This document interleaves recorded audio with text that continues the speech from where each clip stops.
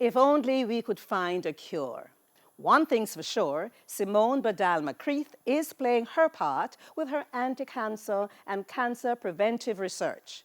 But how did this daughter of a shopkeeper go on to become a highly recognized chemist and scientist, and not only in Jamaica?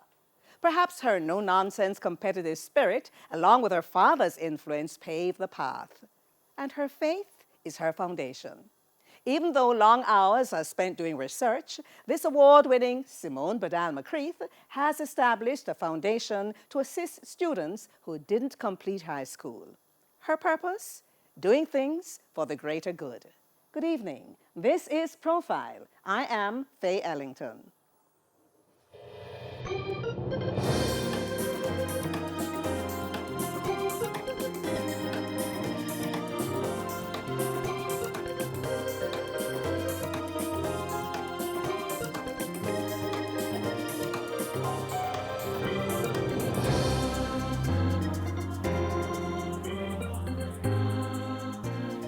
I am so happy to have Simone Badal McCreath as my guest.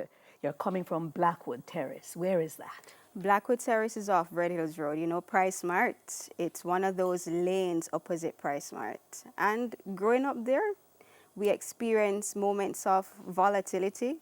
So, yeah, that's where I grew up. So it's an inner city? Yes, it is. And I'm not suggesting that's where you're coming from today, but that's where your life started, really. That's where it started. Most of it was. What were those years like as a youngster?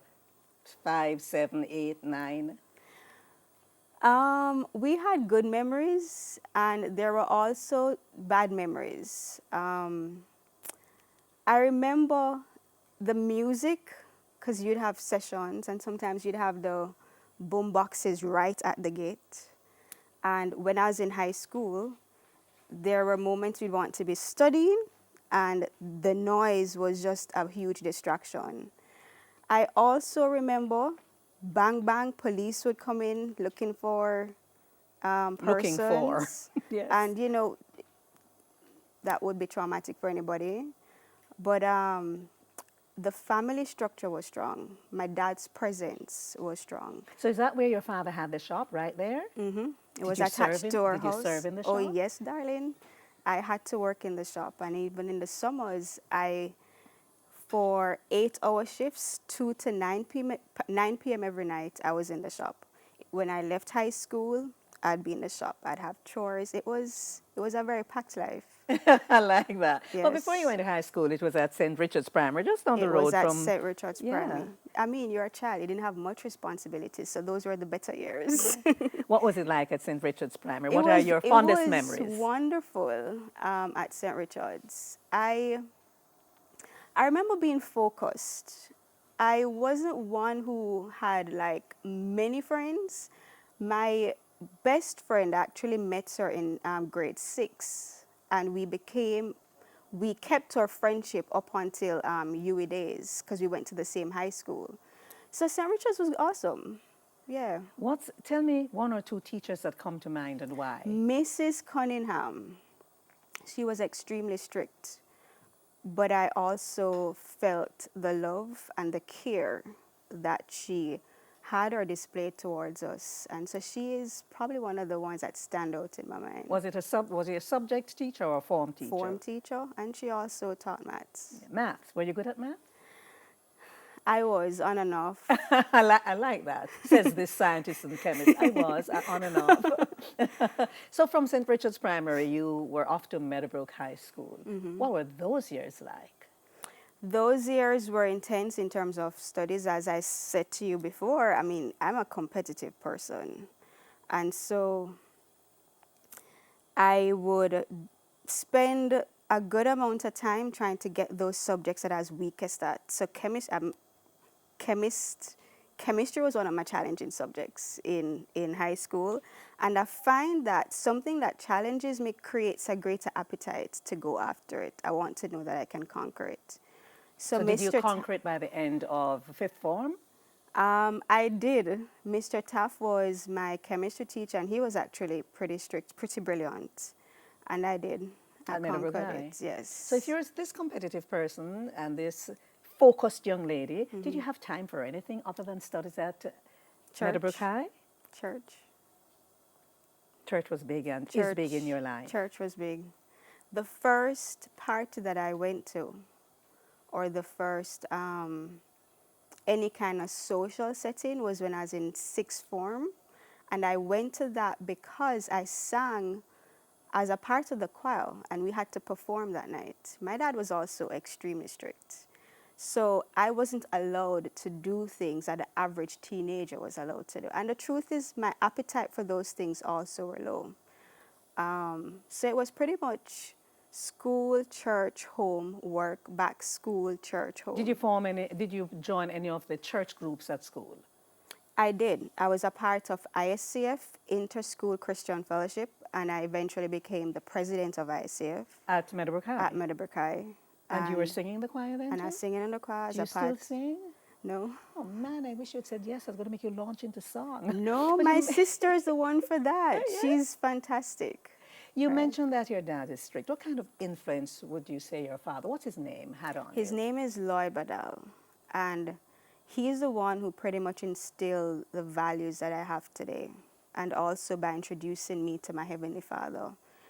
There are certain things that he holds dear: honesty, and well, pretty much honesty, not lying, not stealing. So those are the things that he instilled in us: being truthful, even if you fall, own up to it. You were with your dad for most of your life, your growing For up all of my life. All of your life. I'm looking at your hair and all of that. Did your father comb hair and get you ready for school and No, all my of that? stepmom did Your that. stepmom. Okay, I wondered if he did that. All right, so you completed Meadowbrook High School, went off to the University of the West Indies. Was it directly after Meadowbrook High? Yes. What did you go there to study? I went there with intention to do medicine. So I was pretty kind of strong at the sciences in high school. And usually at that age, in that time, medicine was this awesome profession. There was this aura to it. And so even if there wasn't a deep passion, you felt, okay, I need to be a doctor, a medical doctor. So I went to UWI with that mindset, and a particular lecturer in final year kind of changed that. His name is Professor Raghuber Singh. He stepped into the class with just a chalk, and he gave the entire 1 hour session not looking at anything. And he was able to write some very long compounds from memory on the board. And that, I was like, wow. And he was very eloquent. The way he delivered the subject, which was biochemistry, it was just, that's what I want to do. And so you thought? And so I approached him and I said, can I work with you? Can I be your research student? And he said yes. And so that's when I went and I did my Master's of Philosophy in biochemistry. And I looked at, I did diabetes research. Hang on a moment. So what did you do your undergrad, your first degree in? Biochemistry, And then chemistry. the master's And and then- chemistry. And then the Master's after in biochemistry. And so he said, yes, you could be his research assistant? His Master's student. His master's student. How did that go? I did it in 2 years. That's the shortest period of time you can do a research master's at UWI.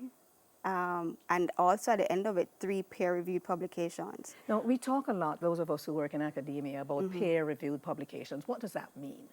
It means that you assemble your research findings in a paper format, you submit it to a journal.